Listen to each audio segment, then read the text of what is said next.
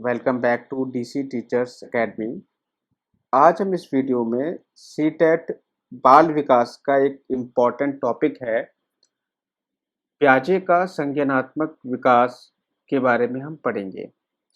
देखो, संज्ञानात्मक विकास आप सभी लोगों ने अपने कोर्स जैसे बीटीसी या आपने जो भी बीएड किया हो उसमें सभी लोगों ने संज्ञानात्मक विकास के बारे में पढ़ा होगा। और आप सभी को पता है कि संज्ञानात्मक विकास जो है पियाजे ने दिया था। संज्ञानात्मक विकास का सिद्धांत, तो इसकी 4 अवस्थाएं होती हैं, सभी को पता होता है, ठीक है। लेकिन क्या आपको एक्चुअली में संज्ञानात्मक विकास का अर्थ पता है? मोस्ट ऑफ द कैंडिडेट ऐसे होते हैं कि जिनको संज्ञानात्मक विकास का अर्थ मालूम ही नहीं होता। बस वो लोग क्या कर लेते हैं कि हाँ, उन्होंने रट लिया कि ठीक है, हाँ, संज्ञानात्मक विकास का सिद्धांत किसने दिया था? पियाजे ने दिया था, और इसकी 4 अवस्थाएं होती हैं, ये लोग रट लेते हैं, ठीक है। लेकिन एक्चुअल में हमें संज्ञानात्मक विकास का मतलब समझना है, और बहुत अच्छा कंसेप्ट है, बहुत ही यूनिक कंसेप्ट है। पियाजे ने बहुत अच्छी तरीके से इस पर रिसर्च की है, ठीक है। तो अब यहाँ पर देखो, हम इसको समझेंगे कि संज्ञानात्मक विकास क्या होता है। इसको समझने से पहले हम ये समझ लेते हैं कि मानसिक विकास का क्या अर्थ है, ठीक है। क्योंकि ये संज्ञानात्मक विकास है, कहीं ना कहीं ये हमारे मस्तिष्क से जुड़ा होता है, ठीक है। तो मानसिक विकास क्या होता है ये मैं आपको बताता हूँ। मानसिक विकास क्या है? चिंतन करने की क्षमता, तर्क करने की क्षमता, याद करने की क्षमता, सही सही किन्हीं दो वस्तुओं में विभेद करने की क्षमता जो होती है, वो आपके मानसिक विकास के अंतर्गत आती है। आप किसी भी वस्तु को लेकर उस पर चिंतन कर पा रहे हो, तर्क किसी चीज से कर पा रहे हो कि ये वस्तु क्यों उत्पन्न हुई, कहाँ से आई, ठीक है। इस तरीके का तर्क कर पा रहे हो, किसी वस्तु को काफी देर तक स्मरण कर पा रहे हो, ठीक। किसी दो वस्तुओं के बीच में विभेद कर पा रहे हो, तो वो सब किस में आ जाता है? मानसिक विकास में आ जाता है, ठीक है। अब हम बात कर लेते हैं कि संज्ञानात्मक विकास होता क्या है। देखो, शुरू से लेके एंड तक वीडियो को देखना, तभी आपको आज सारा क्लियर हो जाएगा। एक एक वर्ड का मीनिंग मैं आपको समझाने वाला हूँ, ये चीज ध्यान रखिए।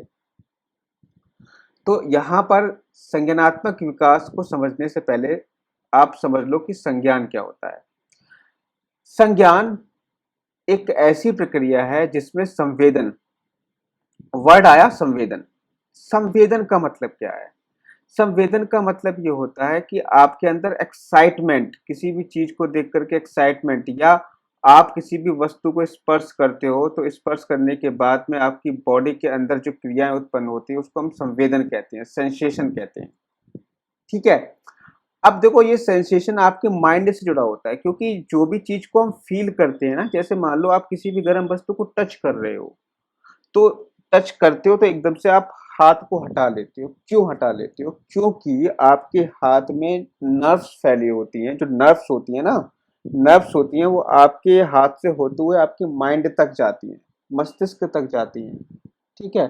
तो संवेदना किससे जुड़ी हुई है? आपके मस्तिष्क से जुड़ी हुई है। अगर मान लीजिए कि अगर आपकी नर्व्स काम करना बंद कर दे, तो आप कितनी भी गर्म चीज पे हाथ रख लो, आपको कोई फर्क नहीं पड़ने वाला, ठीक है। तो सेंसेशन जो होते हैं वो कहीं ना कहीं आपके मस्तिष्क से जुड़े होते हैं। सेंसेशन का अर्थ क्या हुआ? कि आपने किसी वस्तु को छुआ, गर्म वस्तु को छुआ, या आपका पैर किसी कांटे के ऊपर रख गया तो एकदम से आप ऊपर की तरफ झटकते हो उसको। तो ये सब क्या है? संवेदनाएं हैं, ये सब आपके मस्तिष्क से संबंधित होती हैं, ठीक है। तो एक तो हो गया संवेदन। दूसरा क्या है? प्रत्यक्षण। प्रत्यक्षण क्या होता है? प्रत्यक्षण का जो मतलब होता है, जब आप किसी भी वस्तु को देखते हो या उसको टच करते हो, ठीक है, उसको फील करते हो, तो आपके मस्तिष्क में एक कंसेप्ट बनता है, ठीक है। आप उसके प्रति एक धारणा बना लेते हो कि हाँ यार, ये वस्तु गर्म है, तो आपने उसके प्रति एक धारणा बना ली, आपने परसेप्शन कर लिया कि हाँ, ये वस्तु क्या है? ये गर्म है। तो कहने का मतलब ये हुआ कि ये जो है आपने एक परसेप्शन बना लिया, ठीक है। जैसे आपके दिमाग में एक परसेप्शन हो जाता है कि हाँ यार, सांप के काटने से आदमी मर जाता है क्योंकि उसके अंदर जहर होता है। तो ये क्या है? एक परसेप्शन हमने बना लिया है, ठीक है। किसी भी चीज को मतलब किसी भी चीज को टुकड़े टुकड़े करके समझना, मतलब एनालाइज करना। जैसे एक पेड़ है, ठीक है, पेड़ में एक आप पेड़ को पूरी तरीके से देखते हो, फूल की तरह देख रहे हो, और अगर आप इसको अलग अलग अध्ययन करो, इसके पेड़ का जैसे पत्तियों का अध्ययन अलग अध्ययन करो, जड़ों का अलग अध्ययन करो, फूलों का अलग अध्ययन करो, तो इस तरीके से आप क्या कर रहे हैं, किसी भी चीज का परसेप्चुलाइज कर रहे हो, उसको उसका परसेप्शन कर रहे हो, उसको अलग अलग भागों में तोड़ के देख रहे हो, तो ये हो गया परसेप्शन। इसके अलावा है प्रतिमा। प्रतिमा क्या होती है? इमेज। आप किसी भी वस्तु की इमेज को अपने माइंड में जब बना लेते हो, तो समय आने पर अगर वो इमेज आपके माइंड में बनी रहती है, आप उसका प्रयोग कर पाते हो। जैसे एक ड्राइवर होता है, ड्राइवर जब रास्ते पर चलता है तो वो क्या करता है, रास्ते की इमेज अपने माइंड में बना लेता है कि हाँ भाई ये रास्ता इधर गया, ये रास्ता इधर को गया है। तो कहने का मतलब ये है कि जो इमेज जो होती है वो आपके मस्तिष्क में जब बन जाती है, तो उस इमेज का आप कहाँ तक आप प्रयोग कर पा रहे हो, वो आपके किस पे डिपेंड करता है, संज्ञान पे डिपेंड करता है कि वो इमेज आपके संज्ञान में है या नहीं है। इसके अलावा देखो, इसके अलावा होती है धारणा, रिटेंशन। रिटेंशन या धारणा का मतलब क्या होता है, समझो इस चीज को।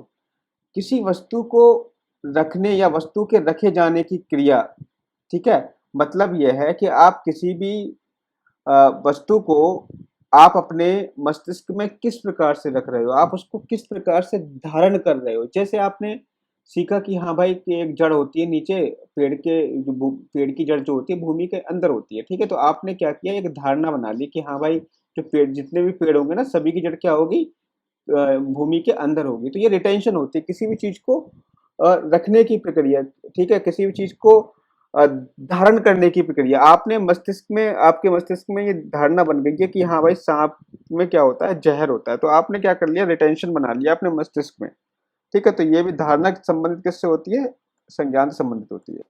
इसके अलावा देखो रिकॉल। रिकॉल क्या है? रिकॉल का मतलब होता है कि आपने कोई भी चीज याद की है, वो आप उसको सही समय पर आने पर प्रयोग कर पा रहे हो या नहीं कर पा रहे हो। जैसे मान लीजिए कि आपने कोई काम सीखा, आपने मान लो कि एक गैराज का काम सीखा, कार सही करने का काम सीख लिया आपने, ठीक है। तो अब बात क्या है कि अब आप जब कोई भी कार देख रहे हो, दोबारा से जब खोल रहे हो, तो आप क्या, जो आपने काम सीखा था उसको रिकॉल कर पा रहे हो। तो ये भी क्या है, आपके माइंड पर, आपके मस्तिष्क से संबंधित है रिकॉल करना। फिर है समस्या समाधान। समस्या समाधान भी आप मस्तिष्क से करोगे। चिंतन, पता ही है आपको, चिंतन मतलब चिंतन एक थिंकिंग का प्रोसेस है जिससे कि आप किसी भी समस्या का समाधान ढूंढते हो, उसे चिंतन कहते हैं। तर्कणा, तर्कणा मतलब तर्क वितर्क करना। जैसी मानसिक क्रियाएं सम्मिलित होती है किसमें, संज्ञान में। ये चीज ध्यान रखना भाई, बहुत एक एक चीज आपको मैं क्लियर कर रहा हूँ, ठीक है। वीडियो अच्छा लगे तो लाइक और सब्सक्राइब जरूर कर दीजिएगा। अब देखो संज्ञान से तात्पर्य क्या है, निश्चल ने क्या कहा है, देखो संवेदी सूचनाओं को ग्रहण करके, अब समझना ये चीज इंपॉर्टेंट है। संवेदी सूचनाओं को ग्रहण करके, आप देखो कहाँ से स्टार्ट हो रहा है, स्टार्ट हो रहा है। देखो आप ये बताओ, जब सबसे पहले इस यहाँ पर आए होगे, इस पृथ्वी पर आए होगे, तो ऐसा थोड़ी ना कि आप ज्ञान लेकर आए हो। आप क्या करते हो, सबसे पहले क्या करते हो, यहीं पे सिर्फ समझने वाली बात है कि आप चीजों को छूते हो। बच्चा क्या होता है, बच्चा क्या करता है बताओ, छोटे में बच्चा क्या करता है? बच्चा क्या करता है कि आप, बच्चा छोटे, जो भी चीज आप उसको दोगे तो अपने मुंह में लेगा, वो उन चीजों को मुंह में लेकर के वो क्या देखता है कि समझता है उन चीजों को, आखिर क्या, आखिरकार ये है क्या, ठीक है। तो ऐसे ही हम किसी भी चीज को जब नहीं जानते उसके बारे में, तो हम उसको फील करते हैं, उसको टच करके देखते हैं, यार है क्या आखिरकार, ठीक है। तो वो सेंसरी इंफॉर्मेशन है, जो हमारे सेंस के द्वारा जो इंफॉर्मेशन मिलती है, वो सबसे पहले हम उस चीज को लेते हैं। तो हम क्या करते हैं, संवेदी सूचना को ग्रहण करते हैं, उसके बाद उसका रूपांतरण करते हैं। रूपांतरण मतलब, अरे यार ये चिकनी है, ये मैंने छुई तो ये मुझे खुरदुरी लगी, ठीक है। मैंने इसको खाया तो ये मुझे मीठा लगा, मैंने कोई चीज वस्तु खाई तो वो मुझे कड़वी लगी, ठीक है, कुछ नमकीन लगी।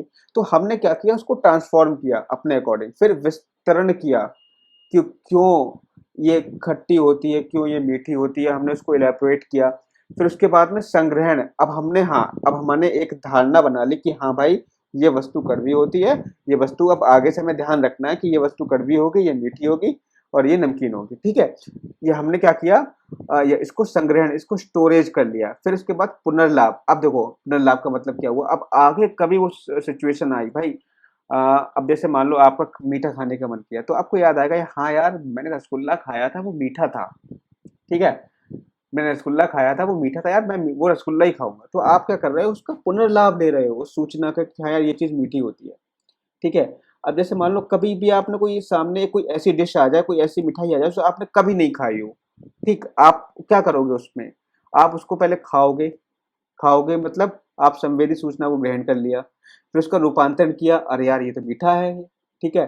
फिर क्या किया, एलोबरेट किया, अरे यार ये तो बहुत ज़्यादा अच्छा है, मतलब ये किस चीज़ से बन के बना है? पूछोगे आप भैया इसमें क्या-क्या मतलब आपने ये कैसे बनाया है? इससे पूछोगे। फिर इसको आपने स्टोरेज कर लिया कि हाँ यार ये ऐसे बनता है और ये चीज़ हमारे लिए फ़ायदेमंद होगी। फिर उसके बाद पुनर्लाभ कि अब आगे कभी भी आप उस शॉप पे जाओगे कि भैया मुझे वही चीज़ देना, ठीक है? इसके बाद उसका समुचित प्रयोग करने से होता है। अब पुनर्लाभ आप ले लोगे, फिर क्या करोगे उसका समुचित प्रयोग करोगे। तो ये चीज़ें आ गई, इसमें एक स्टेप होता है, एक क्रम से चलता है। तो देखो संज्ञान क्या हुआ? संज्ञान सबसे पहले क्या हुआ? सेंसरी इन्फॉर्मेशन को हमने ग्रहण किया, फिर उसका रूपांतरण किया, फिर हमने उसका विस्तरण इलैबोरेशन किया, फिर इसको स्टोरेज कर लिया अपने माइंड में, फिर उसको हम क्या करेंगे? पुनर्लाभ लिया हमने उससे और उसका समुचित प्रयोग किया। इतना समझ गए, यही हमारा क्या होता है? संज्ञान होता है। अब देखो संज्ञानात्मक विकास क्या है? संज्ञानात्मक विकास यही है, इसी को आप जोड़ दो। देखो संज्ञानात्मक विकास से तात्पर्य बालकों में किसी संवेदी सूचना को ग्रहण करके उस पर चिंतन करना मतलब रूपांतरण करना एवं क्रमिक रूप से उसे उस लायक बना देने से होता है जिसका प्रयोग विभिन्न स्थितियों में वे करके वे तरह तरह के समस्याओं का समाधान आसानी से कर सकते हैं। तो संज्ञानात्मक विकास का तात्पर्य क्या हुआ? डायरेक्टली जुड़ा किससे? संज्ञानात्मक विकास समस्या समाधान करने से जुड़ा हुआ है। और समस्या समाधान कब होगा? जब आप किसी भी संवेदी सूचना को ग्रहण करोगे, उसके ऊपर चिंतन करोगे कि भाई इसका इस समस्या को हम कैसे हल कर सकते हैं। फिर क्या करोगे? इसको क्रमिक रूप से उसे इस लायक बना दोगे जिसका प्रयोग आप विभिन्न परिस्थितियों में करके वे तरह-तरह की समस्याओं का समाधान कर सको। जैसे मान लो बिल्कुल आप नए हो, आपको कुछ नहीं आता है। आप गए गैराज की दुकान पे, आपने उससे कहा कि भाई मुझे कार सही करना सिखा दो। ठीक है। तो उसने कहा ठीक है भाई आ जाओ, तुम कल से आ जाओ कार सीख लेना। तो आप गए, नेक्स्ट डे जाते हो तो वो आपको एक कार खोल के देता है और आपसे कहता है कि देखो जैसे मैं खोल रहा हूँ कार को उस तरीके से देखो। तुम मुझे देखो कि मैं किस तरीके से काम कर रहा हूँ। तो वो देखता है कि हाँ यार उसने इस तरीके से कार का इंजन खोला। ठीक है। तो आपने क्या किया? संवेदी सूचना को ग्रहण किया। संवेदी सूचना को ग्रहण कर लिया। फिर आपने चिंतन किया कि भाई यार हमें इसके मान लो कार में आपके पेट्रोल लीक हो रहा है, ठीक है? तो यार ये पेट्रोल लीक हो क्यों रहा है? हमने इसको क्यों खोला?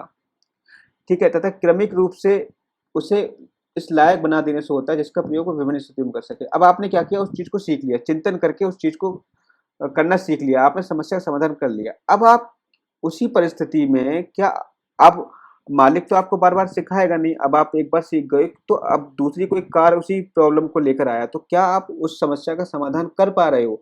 अगर आप उस समस्या का समाधान कर पा रहे हो, तब तो आपका संज्ञानात्मक विकास अच्छा है, आपका संज्ञानात्मक विकास हो चुका है। नहीं कर पा रहे हैं, तो आपको ज़रूरत है उस चीज़ को दोबारा से समझने की। तो यही चीज़ हो गई आपका संज्ञानात्मक विकास।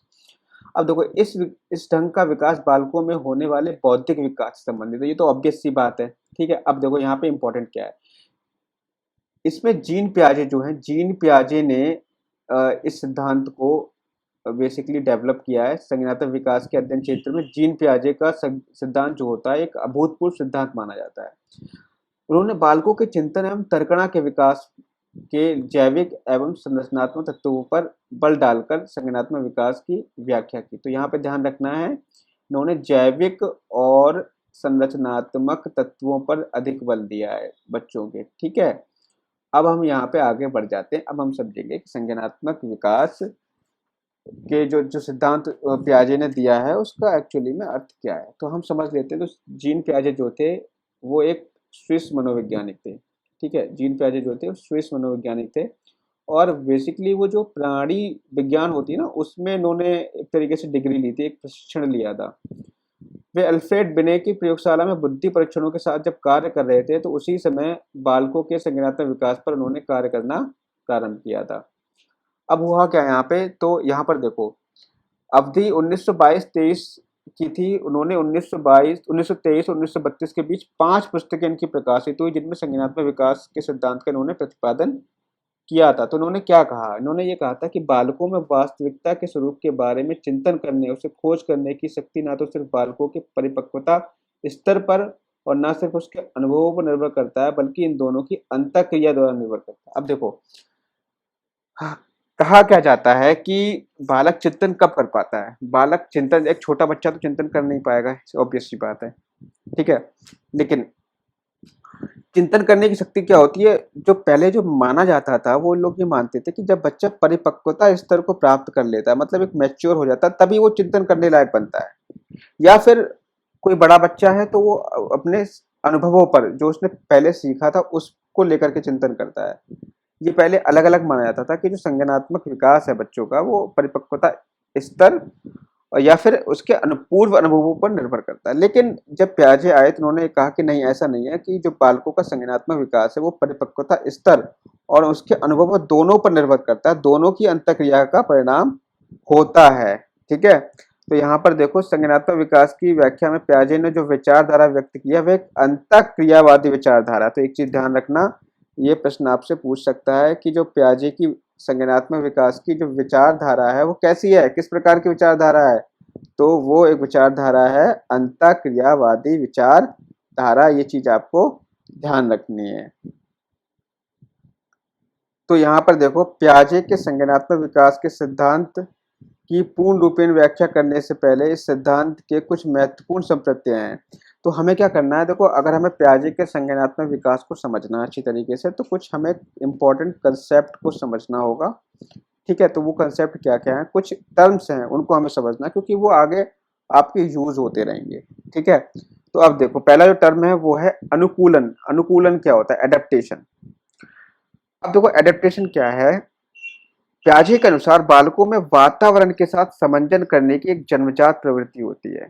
अभी मैं समझाऊंगा जिसे अनुकूलन कहते हैं। जैसे देखो, अनुकूलन क्या है कि आपको जैसी परिस्थिति मिल रही है आप क्या करोगे, अपने आप को उसी परिस्थिति के अनुसार बना लोगे, उसी परिस्थिति के अनुसार ढाल लोगे। ठीक है? अब जैसे मान लो अभी आप उत्तर प्रदेश में हो, तो आप देखते हो कि यहाँ पे लोग रोटी ज्यादा खाते हैं और चावल कम खाते हैं। लेकिन अगर आप साउथ में पहुंच जाओ तो साउथ में आपको मोस्टली आपको वहाँ के लोगों की तरह अपने आप को ढालना पड़ेगा, वहाँ एडजस्टमेंट करना पड़ेगा आपको। ठीक है? वहाँ चावल मिलता है केले के पत्तों पर और सांभर वगैरह मिलता है, तो आपको उसी के अकॉर्डिंग आपको अपनी आदत डालनी पड़ेगी। तो उसको हम कहते हैं एडेप्टेशन, मतलब वातावरण जो वातावरण होता है उसके अनुसार अपने आप को समायोजन कर लेना। ठीक है?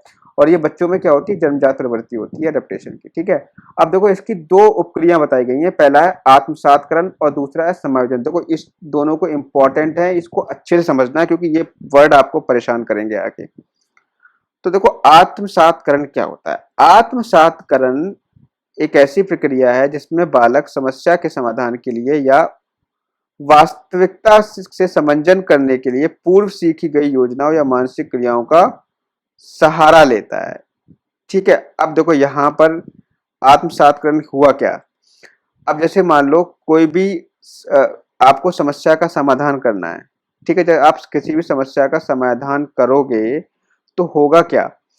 तो आप क्या करोगे, आपने जो भी कुछ पहले सीखा था आप उसको जरूर यूज करोगे, उसकी आप हेल्प लोगे। ठीक है? उसको उसकी जरूर हेल्प लोगे। जैसे मान लो कि आपने, फॉर एग्जाम्पल, आपने मैथमेटिक्स में परसेंटेज के सवाल आपको सीखने हैं। ठीक है? प्रतिशत के सवाल सीखने हैं, तो आप किसका यूज करोगे? प्रतिशत में आप यूज करोगे भिन्न का यूज करोगे, आप भाग का यूज करोगे, गुणा का भी यूज करोगे। तो आप क्या करोगे, प्रतिशत के सवाल सीखने के लिए जब आप अपने पूर्व अनुभवों का प्रयोग कर रहे हो, ठीक है, पूर्व अनुभवों का सहारा ले रहे हो, तो वो कहलाता है आत्मसातकरण। जैसे यदि शिशु किसी वस्तु को उठाकर अपने मुंह में रख लेता है तो ये एक आत्मसातकरण का उदाहरण होगा, क्योंकि वह वस्तु को एक परिचित क्रिया अर्थात खाने की क्रिया के साथ आत्मसात कर रहा है। मतलब क्या हुआ, जैसे बच्चा जो होता है ना, बच्चे को कोई भी चीज उसको मुंह में दोगे, माँ अपना दूध उसके मुंह में देती है। ठीक है?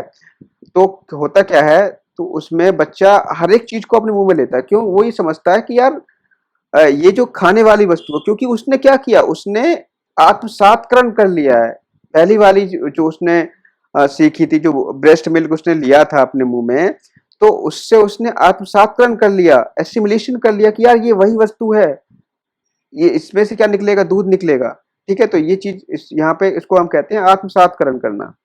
और कभी कभी ऐसा होता है कि वास्तविकता से समंजन करने की परिचित योजना या मानसिक प्रक्रिया से काम नहीं चलता।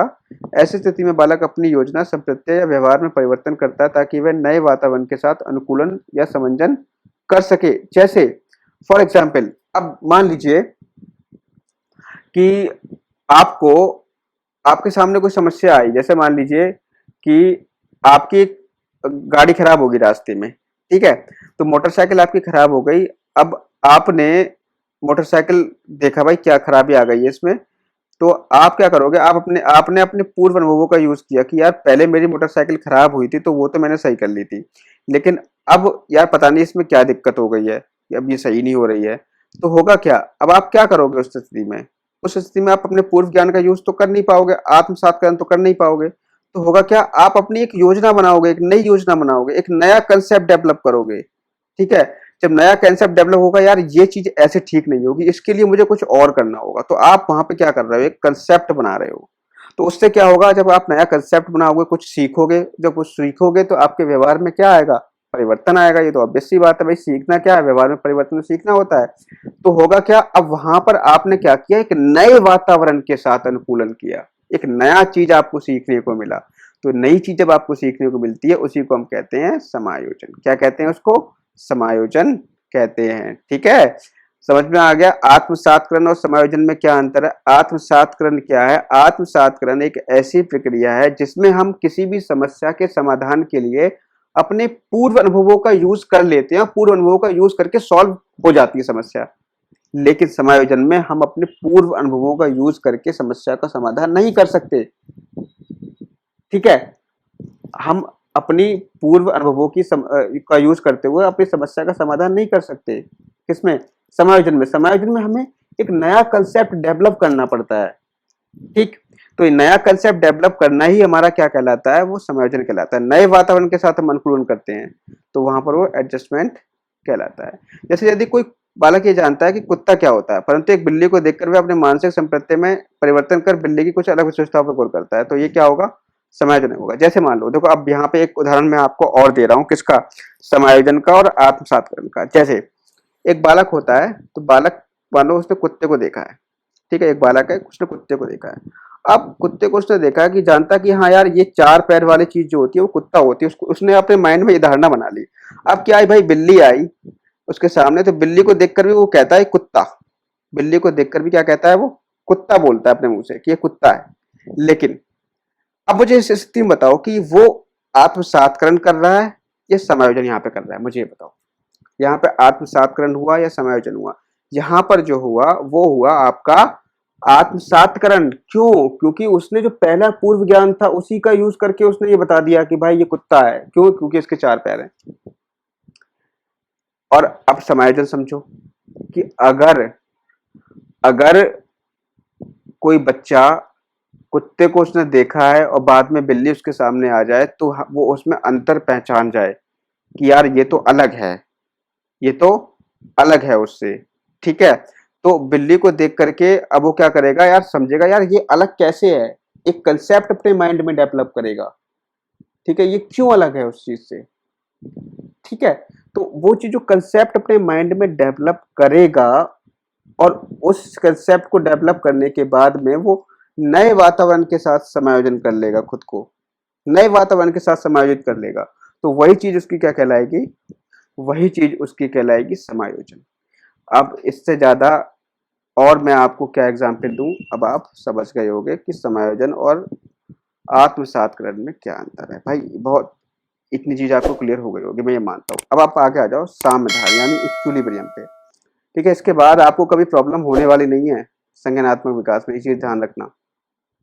तो यहाँ पर आप देखो साम्य धारण क्या है, इक्विलिब्रिएशन क्या होता है। साम्य धारण या साम्यन संप्रत्यय अनुकूलन के संप्रत्यय से मिलता जुलता है। साम्य धारण एक ऐसी प्रक्रिया है जिसके द्वारा बालक आत्मसात्करण तथा समायोजन प्रक्रिया के बीच एक संतुलन स्थापित कर पाता है, ठीक है? तो इसके द्वारा हम क्या करते हैं, एक इक्विलिब्रियम बनाते हैं, किसमें, आत्मसात्करण में, और किसमें, समायोजन में हम इक्विलिब्रियम बनाते हैं। तो यही प्रक्रिया हमारी क्या कहलाती है, साम्य धारण कहलाती है। जैसे यहाँ पर देखो, प्याजे का कहना था कि जब बालक के सामने ऐसी परिस्थिति या समस्या आती है जिसका उससे कभी अनुभव नहीं हुआ, तो इससे उसमें एक तरीके का संज्ञानात्मक असंतुलन उत्पन्न होगा। मैंने बताया था कि एक नई चीज उसके सामने आ गई, जैसे कुत्ता उसने देखा था लेकिन बिल्ली उसके सामने आ गई, तो उसके अंदर क्या हुआ, एक संज्ञानात्मक असंतुलन उत्पन्न हुआ कि यार ये क्या नई चीज आ गई, तो क्या करेगा, इसको दूर करने के लिए वो कुछ तो अपना पहले वाला ज्ञान यूज करेगा। करेगा या नहीं करेगा, मुझे ये बताओ।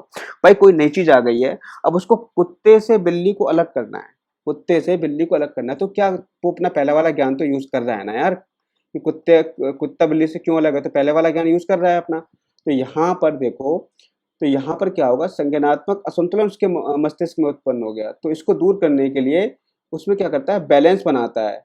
ठीक है, किसमें, समायोजन में और आत्मसातकरण में। तो ये दोनों क्रियाएं एक साथ करना प्रारंभ कर देता है, कि वो सोचता है कि यार समायोजन भी मेरा उसमें हो जाए, मैं इसके बारे में जान जाऊं, और जानने के लिए इसको क्या जरूरत पड़ती है, पूर्व ज्ञान की जरूरत पड़ती है। तो इन दोनों में क्या होता है, एक इक्विलिब्रियम एस्टेब्लिश होता है। तो इसी को हम क्या कहते हैं, इसी को हम कह देते हैं साम्य धारण। समझ गए मेरी बात को? ठीक है। अब देखो अगला है कंजर्वेशन। कंजर्वेशन क्या होता है? कंजर्वेशन का मतलब होता है परिवर्तन, वातावरण में परिवर्तन या स्थिरता दोनों को पहचानने एवं समझने की क्षमता, तथा किसी वस्तु के रंग रूप में परिवर्तन को उस वस्तु के तत्व में परिवर्तन से अलग करने की क्षमता से होता है। ठीक है, अब इसका मतलब समझो। यहाँ पर ये कह रहा है कि संरक्षण से तात्पर्य वातावरण में परिवर्तन तथा स्थिरता दोनों को पहचानने एवं समझने की क्षमता, तथा किसी वस्तु के रंग रूप में परिवर्तन को उस वस्तु के तत्व में परिवर्तन से अलग करने की क्षमता से होता है।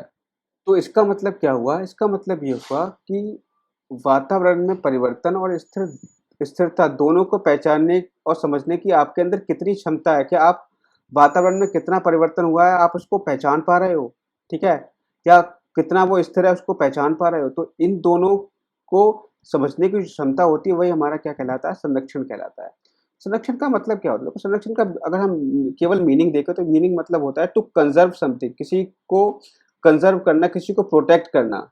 ठीक है, तो प्रोटेक्ट किससे करना है, हमें वातावरण में क्या परिवर्तन हुआ है, तो वातावरण में जो परिवर्तन होगा उसको हम देखेंगे तभी तो हम प्रोटेक्ट कर पाएंगे, क्योंकि भाई कितना परिवर्तन हुआ है और क्या परिवर्तन हुआ है। ठीक है, स्थिर, वो कितनी स्थिरता है उसके अंदर। तो एक तरीके से हम उसको प्रोटेक्ट कर रहे हैं, उसको कंजर्व कर रहे हैं। ठीक है, तो ये हो गया आपका संरक्षण। अब देखो संज्ञानात्मक संरचना क्या होती है, कॉग्निटिव स्ट्रक्चर क्या होता है। किसी बालक का मानसिक संगठन या मानसिक क्षमताओं के सेट को संज्ञानात्मक संरचना कहा जाता है। देखो मैंने आपको ऊपर क्या चीज बताई थी, मैंने आपको ये चीजें बताई थी, एक साथ मैंने आपको चीजें बताई थी। क्या कौन कौन चीजें थी? पहला क्या था कि हम क्या करते हैं, किसी भी चीज को पहले संवेदन मतलब उसका सेंसेशन करते हैं, ठीक है, अपने बॉडी के अंदर। फिर क्या करते हैं, प्रत्यक्षण करते हैं, फिर प्रतिमा बनाते हैं, उसकी धारणा करते हैं, फिर उसको देखते हैं कि वो हमें रिकॉल हो पा रहा है नहीं हो पा रहा है, फिर उसको हम देखते हैं कि उससे हम समस्या का समाधान कर पा रहे हैं नहीं कर पा रहे हैं। तो इस तरीके का ये जो क्या होता है, एक तरीके का क्रम बना होता है। ठीक है, एक यहाँ पर क्या बन जाता है, क्रम बन जाता है और मानसिक क्षमताओं का सेट बन जाता है। इसको हम कहते हैं मानसिक क्षमताओं का सेट। ठीक है, हम इसको मानसिक संगठन भी कह सकते हैं। ठीक है, तो ये आ जाता है आपका संज्ञानात्मक संरचना में। ठीक है, इसके अलावा देखो मानसिक संक्रिया, ये भी चीज इंपॉर्टेंट है, मेंटल ऑपरेशन। जब बालक किसी समस्या के समाधान पर चिंतन करता है तो वह मानसिक संक्रिया करते समझा जाता है। मतलब अब देखो, अगर कोई बच्चा किसी भी चीज पर किसी चीज में समस्या का समाधान कर रहा है, किसी भी चीज के बारे में सोच रहा है, तो हम ये मान सकते हैं कि वो अपनी मेंटल ऑपरेशन उस समस्या का समाधान करने के लिए लगा रहा है, उस पर मानसिक क्रिया कर रहा है। ठीक है, तो ये क्या है, इसको हम कहते हैं मानसिक क्रिया। मानसिक क्रिया क्या है कि जितनी भी चीज़ें होती हैं किसी भी चीज़ को समझने के लिए, जैसे मैंने आपको बताया था जो संवेदना होती है, जो संवेदना के सेंसेशन होते हैं। ठीक है, उसके बाद में क्या होता है, किसी भी चीज़ से तर्क वितर्क करना। ठीक है, किसी चीज़ को रिकॉल करना।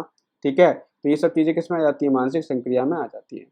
अब देखो स्कीम्स क्या होता है, ये चीज़ स्कीम्स और स्कीमा, ये दो चीज़ें बहुत चीज इंपॉर्टेंट है। इन चीज़ों को हमें क्लियर करना है। ये चीज़ें ऐसी होती है कि कभी क्लियर नहीं हो पाती बच्चों को, तो मैं आज यहाँ पे आपको क्लियर करूंगा। स्कीम्स क्या होती है, स्कीम्स क्या होता है, स्कीम्स क्या आता है, व्यवहारों के संगठित पैटर्न को जिसे आसानी से दोहराया जा सकता है, स्कीम्स कहा जाता है।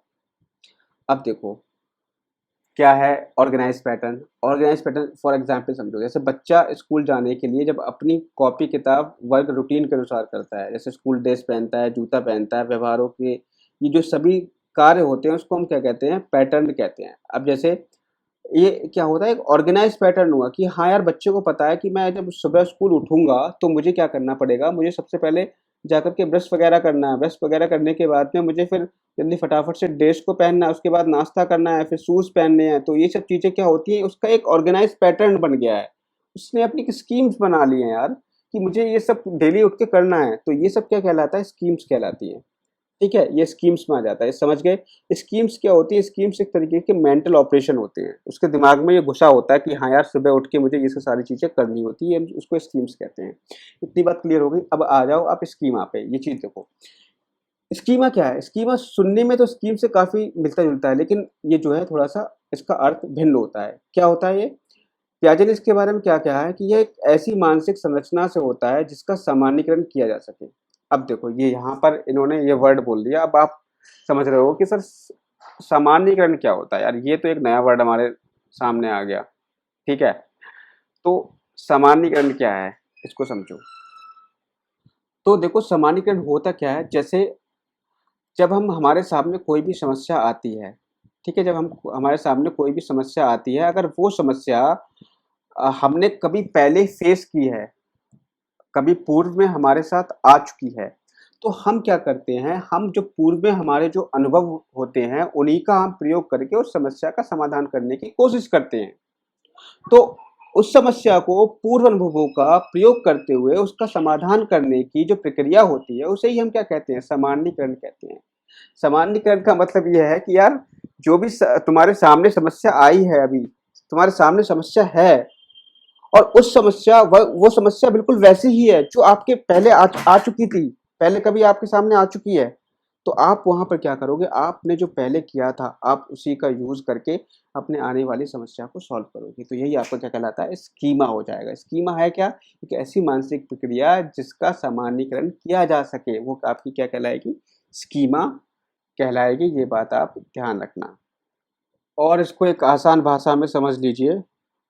जैसे जब कोई व्यक्ति, ठीक है, व्यक्ति जब किसी समस्या का समाधान अपने ढंग से करता है, अपने ढंग का मतलब यह है, अब उसका ढंग ये कैसे बना होगा? जब ढंग तो यार ऐसे ही बना होगा ना, जिसने जब उसके सामने पहले समस्या आई होगी तो उसने जिस तरीके से उस समस्या का समाधान किया होगा उसी को उसने अपना ढंग बना लिया। तो प्रत्येक व्यक्ति का जो होता है किसी भी परिस्थिति के साथ व्यवहार करते समय अपने खुद का ढंग होता है, उसी ढंग को हम क्या कहते हैं? स्कीमा कहते हैं। ठीक है, ये बात ध्यान रखना। अब इसके आगे हमारा आता है विकेंद्रीकरण। विकेंद्रीकरण जिसको हम कहते हैं डिसेंटरिंग, ये वर्ड आपको कई बार मिलेगा। ठीक है, तो यहाँ समझ लीजिए क्या मतलब है। इसका मतलब होता है किसी वस्तु या चीज के बारे में वस्तुनिष्ठ या वास्तविक ढंग से सोचने की क्षमता क्या कहलाती है? विकेंद्रीकरण कहलाती है। कि आप उस वस्तु के अंदर कितना कितना आप उसकी बाल की खाल निकाल सकते हो। कहने का मतलब ये है कि आप कितना उसके अंदर घुस सकते हो।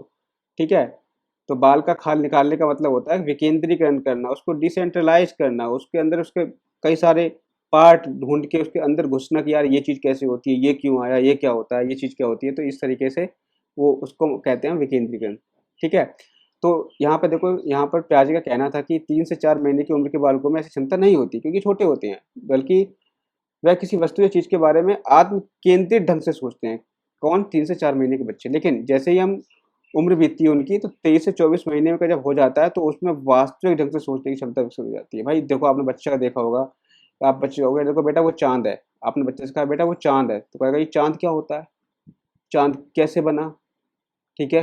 तो बहुत सारे प्रश्न करेगा उस पे। ठीक है? आप जितना उसको बताओगे ना उतने उसके माइंड में प्रश्न आते जाएँगे। तो ये चीज़ आपकी हो जाएगी डिसेंट्रलिंग, या हम इसको कहते हैं विकेंद्रीकरण। ठीक है, तो यार अब देखो यहाँ पे अगला जो सिद्धांत, अब सॉरी, यहाँ पे जो सिद्धांत है अभी हमारा पूरा भी नहीं हुआ है। अभी यहाँ से मेरा सिद्धांत स्टार्ट होगा। तो यहाँ पे जो सिद्धांत है पियाजे का संज्ञानात्मक विकास का सिद्धांत, इसको हम यार कल पढ़ेंगे। ठीक है, अभी आपने क्या किया? अब देखो, अब ये चीज़ जब आपने पढ़ी है ना, ये सब चीज़ें आपने जो इंपॉर्टेंट पॉइंट्स पढ़े हैं, जब ये चीज़ आप क्लियर होगी तभी आप इस चीज़ को समझ पाओगे। ये चीज़ आपने पढ़ ली ना, अब मैं अगला जो वीडियो बनाऊंगा वो आपका होगा पियाजे के संज्ञानात्मक विकास के सिद्धांत पर। ये बहुत इंपॉर्टेंट है और अब आपको ये सारा वीडियो क्लियर होगा धीरे धीरे। ठीक है, आई होप कि यह वीडियो आपको अच्छा लगा होगा, और अच्छा लगा हो तो लाइक और शेयर सब्सक्राइब तो बनता है, तो कर दीजिए लाइक शेयर सब्सक्राइब। मिलेंगे नेक्स्ट वीडियो में एक इम्पॉर्टेंट वीडियो के साथ में। ठीक है, सीटेट का एग्ज़ाम होगा। सीटेट के एग्ज़ाम के 10 दिन पहले, अभी मैं मान के चल रहा हूँ कि 5 जुलाई को मान लो आपका एग्ज़ाम है, तो मैं लगभग 25 तक आपका सारा CDP ख़त्म कर दूंगा। देखो, मैं मैथ्स तो ऑलरेडी ख़त्म कर चुका हूँ, मैथ्स ख़त्म कर चुका हूँ, EVS भी ख़त्म कर चुका हूँ। ठीक है, अब बारी आती है CDP। तो CDP में मैं ख़त्म कर दूंगा 25 तक।